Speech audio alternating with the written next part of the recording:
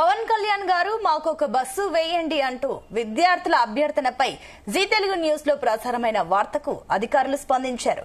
24 గంటలు గడవక ముందే ఇవాళ ఉదయానికి బడి బస్సు పేరిట ప్రత్యేక బస్సులు వేశారు. పిఠాపురంలో ఉన్నత చదువుల కోసం కాకినాడ వెళ్తున్న తమకు ఆర్టీసీ బస్సులు ఆపడం లేదని విద్యార్థులు రోడ్డెక్కారు. బస్సులు నిలిపివేసి ధర్నా చేశారు. గంటల తరబడి ఆందోళన జరిగింది.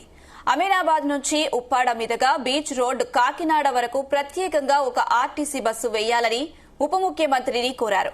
విద్యార్థులు పడుతున్న ఇబ్బందులు సమస్యలను జీ తెలుగు న్యూస్ ప్రసారం చేసింది.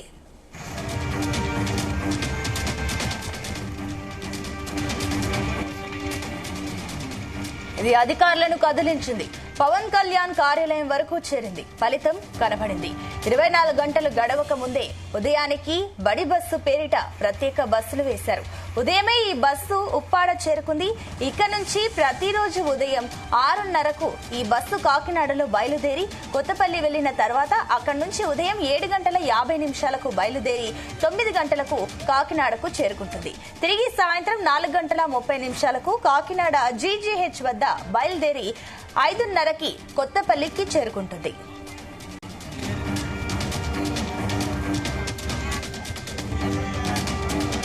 ఇక జీ తెలుగు న్యూస్ లో తమ ఆందోళన ప్రసారం కావడంతోనే అధికారులు స్పందించారని విద్యార్థులు హర్షం వ్యక్తం చేశారు.